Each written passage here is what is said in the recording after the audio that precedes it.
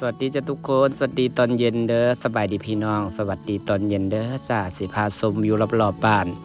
เพราะว่าสิเป็นมุมนี่เป็นมุมคลองใส่ไก่เนาะ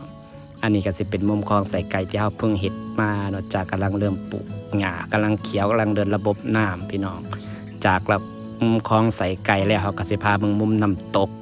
อันนี้เป็นน้ำตกที่เห็ดขึ้นเองเลยก่อเองเห็ดเองเลยจ้าบ่ได้จ้างบ่ได้ไปเห็ดให้น้าเป็นคนก่อเองเห็ดเองปลูกเองเลยจ้าแล้วก็เป็นมุมบ่อนั่งเล่นชิวๆเป็นบ่อนั่งเล่นชิวๆแล้วก็ข้างๆเป็นน้ำตกแล้วก็ข้างๆเป็นสระน้ำแล้วข้างๆก็เป็นน้ำพุจ้าอันนี้วิวก็สิประมาณนี้อันนี้สิเป็นวิวน้ำพุเด้อพี่น้องมีน้ำพุอยู่2อันอยู่กลางน้ำกับอยู่ขอบจะเป็นน้ำพุใหญ่นั่งชิวๆแล้วก็ได้ยินเสียงน้ำตกได้ยินเสียงน้ำพุพี่น้องแล้วก็มีป่ากระไล่เต็มสระจ้าอันนี้พาดูหลายๆมุมอันนี้จะเป็นมุมลานหน้าบ้านเนาะ